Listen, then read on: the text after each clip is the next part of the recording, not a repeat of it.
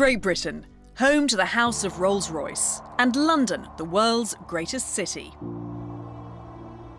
And this is London's Mayfair, the epicentre of global luxury and fashion, where we're about to witness an historic moment. Hello and welcome to this very special occasion. I'm Katie Derham and this is Torsten Müller-Utwösch, who is the Chief Executive of Rolls-Royce Motor Cars, and we're on our way to Bonhams, where we're going to unveil the new Phantom, the car of choice for the world's most powerful, influential and glamorous people for more than 100 years. We are about to witness what I would call the global debut of the world's most celebrated luxury item, our magnificent new Phantom in its 8th generation. Of a car that has been the choice of presidents, monarchs, industry titans, stars of stage and also screen for nearly 100 years now, and it will be a rare and historic moment tonight. And why have you chosen Bonhams and why London? Rolls-Royce is a quintessentially British luxury brand, and all our cars are manufactured here in the UK. And Mayfair is the heart of the luxury goods world. And no street is more synonymous with luxury than Bond Street, I think. And Bonhams has a reputation for selling some of the world's finest luxury items. Vintage wines, classic furniture, fine automobiles, and of course, fine art.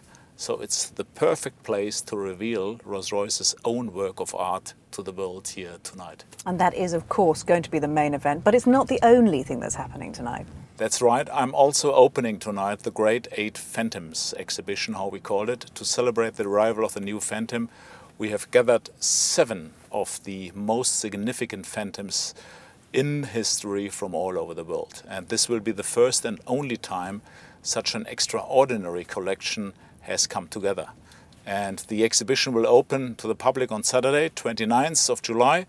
It can only last 5 days, so hurry up to Bonhams if you can, and I bet you won't be disappointed. Oh, it sounds fantastic. Well, now you know where we're going and why we're going there. Let us go and see some history unfold.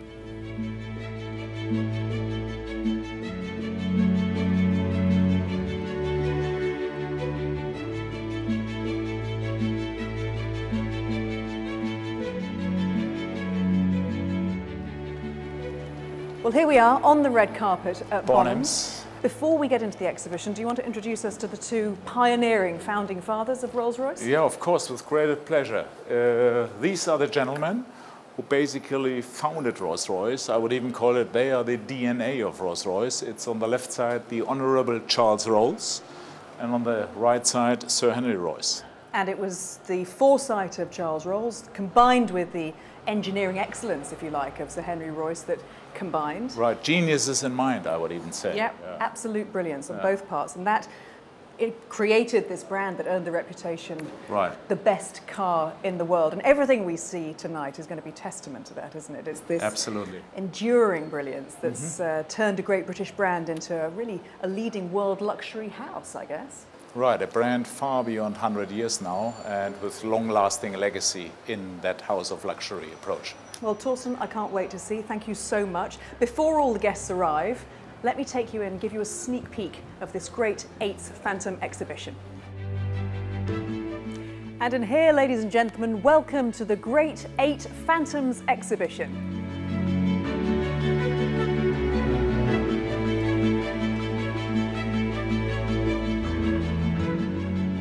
On display here are 7 of the most famous Phantoms in the world, each one representing its generation and each one owned by a very special person. And this magnificent Rolls-Royce has to be the jewel in the crown. Her Majesty the Queen has graciously consented to allow this magnificent Phantom 6 to be part of the exhibition. Her Majesty was presented with this vehicle by the British motor industry to mark her Silver Jubilee in 1977.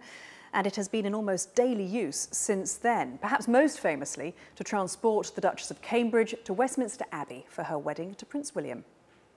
Another royal Phantom is this beautiful Phantom 4, which was once owned by the 3rd Aga Khan, Sir Sultan Mohammed Shah, one of only 18 Phantom 4s ever made, all of them for royalty or heads of state.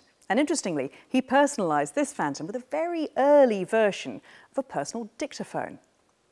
But let's go back to the earliest Phantom, the Phantom 1. We have a hat, we have a cane. It could only belong to Fred Astaire. And I'm joined by Liz Ferrin from the Peterson Automotive Museum in Los Angeles, which now owns this Phantom 1. So tell me, how did Fred Astaire come by this beautiful car? So after a very successful career on Broadway, Fred made his way to London for the opening of Funny Face on the West End. And after it was decided that that would be renewed into the following summer, he placed an order for a Rolls-Royce Phantom 1. This car is actually a Sedanka de Ville, so it's a single cabriolet, which means that the front portion of the car, the upholstery is a hardtack leather, and the interior car, which is much more opulent and where the passengers would sit, is a beautiful silk brocade. And it's just the most wonderful and sort of evocative vehicle, isn't it? It just says Fred Astaire all over. It certainly does. Well, Liz, thank you so much for telling us about it. You're very welcome. Now, just over here, and in keeping with the entertainment theme, is probably the most recognisable Phantom in the world, John Lennon's Phantom 5. Now, this incredible car was regularly seen driving around the streets of this very part of London, ferrying John Lennon and the Beatles to the nearby Apple Corps headquarters. Well, now it lives in the Royal British Columbia Museum in Canada, and curator Dr. Lorne Hammond has joined us here, flown over with the car for the exhibition, and my goodness, what stories you must be able to tell about it. But tell us first of all about this wonderful paint job, because it wasn't always like this, was it? It was originally Valentine Black. It was ordered and delivered in the spring of 1965, and in the fall it took the Beatles to Buckingham Palace to receive their MBEs. So when did he decide to create this amazing piece of art? They were mixing down Sgt. Pepper's Lonely Hearts Club Band, and he commissioned Steve Weaver at J.P. Fallon to make the design, and it was approved, and he sat in the garage with cans of house paint and put the design on the vehicle, and it was delivered 9 days before the press conference for Sgt. Pepper's. There's so much more I know you could tell us, but there's an awful lot more to see here at the exhibition, because of course the Phantom is not the preserve of heads of state and film stars and musical megastars. It's also been the mainstay of heroes and adventurers, seeing them through triumph and adversity. This beautiful, unusual Phantom 3 was owned by Field Marshal Bernard Montgomery, who was the commander-in-chief of all the ground forces at the D-Day landings in 1944. Now, it's known as the Butler Phantom after Alan Samuel Butler, who was the chairman of de Havilland Aircraft Company, who installed the unusual forward-sloping windscreen, which was to make the car more aerodynamic. And also, although it has been painstakingly restored, you can still see a scorch mark on the dashboard from Winston Churchill's cigar. Another great British adventurer was Sir Malcolm Campbell, who broke 4 water speed and 9 land speed records in the 1920s and 30s. He was the first man to ever drive a car at more than 300 miles per hour. Well, this beautiful Phantom 2 was for everyday driving, I should make clear, but I'm delighted to tell us more about it and about his relationship with Rolls-Royce. This is Malcolm's grandson, Don Wales. Don, thank you so much. He really did love Rolls-Royce, didn't he? He did. Grandfather was a big fan of Rolls-Royces. I mean, this is just one of many that he had. It's a lovely blue, shiny example of it. But not only that, I mean, he used the Rolls-Royce R-Type engine to power his 301 car that you just mentioned, but also his boat, Bluebird K3. So it's the only engine to have held the water speed, the land speed, and the air speed record at the same time. Well, Don, it's wonderful to talk to you and to find out a bit more about the Campbell Rolls-Royce connection. Thank you. My pleasure. Thank you. It's almost time for Torsten to reveal the new Rolls-Royce Phantom, but before then, I have one more great Phantom to show you. At 1 minute past midnight on the 1st of January 2003 at Rolls-Royce's brand new headquarters in Goodwood in West Sussex, this Phantom 7 was launched and marked the renaissance of Rolls-Royce in the 21st century. And since then, for the last 14 years, Phantom 7s have been flying the flag for Rolls-Royce, and they have become the most popular and successful Phantoms ever. Truly beautiful, highly bespoke Phantom 7s have been commissioned by customers all over the world using precious gemstones and painted silk and exquisite marquetry. Genuinely, they have been works of art. Well, time is now ticking down. But we're going to hear from the chairman of Rolls-Royce Motor Cars, Peter Schwarzenbauer, first. Thank you so much, Katie. I'm truly proud to be here today to share in this historic moment. Rolls-Royce is a very significant part of the BMW Group's collection of highly emotional brands. And we are deeply committed to the future of this wonderful marque. The new Phantom, which we are going to be showing to the world in just a few moments, is a very significant landmark for us and for the luxury sector as a whole. Now, before he leads you into this new chapter in Rolls-Royce's history, let me hand you over to Torsten to say a few words. Thank you, Katie, and also thank you, Peter, for your kind words. Ladies and gentlemen, thank you for joining us here at Bonhams in London on this truly momentous occasion. As I look out at this incredible collection of beautiful and famous Rolls-Royce Phantoms, it makes me very proud to be the chief executive of this great British brand, the most celebrated luxury house in the world. Each one of these Phantoms represents the very best of what man was capable of making during each of these successive eras. The best of ingenuity, luxury, beauty, and perfection. But now, ladies and gentlemen, we will raise the bar of luxury higher still. In a few moments, you will witness the beginning of a new era of great Phantoms, the 8th generation of this great nameplate, and the future of the iconic Rolls-Royce brand. It's time to leave the past behind us now and to look to the future. And it's time to introduce you to the new Rolls-Royce Phantom. It's not long now until the big moment, and guests are beginning to arrive to witness this significant moment in history. So the big moment is almost here. We've been told that the new Phantom is a completely new contemporary reinterpretation of the Phantom DNA, and it's going to deliver a whole world of increased presence and new elegance. So, let's see. Ladies and gentlemen, you who are viewing this around the world are about to become amongst the first to see our new Rolls-Royce Phantom. It is a creation of great beauty and great power, a dominant symbol of wealth and human achievement. Prepare yourselves. The world is about to stand still.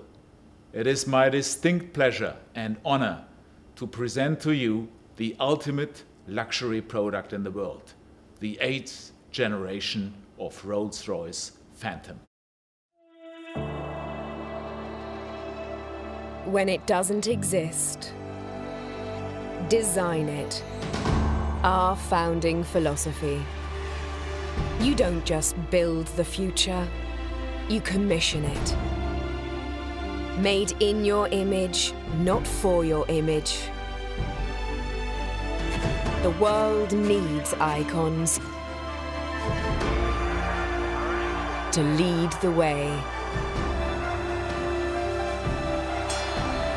And for those whose presence has the power to inspire greatness, there is only one choice.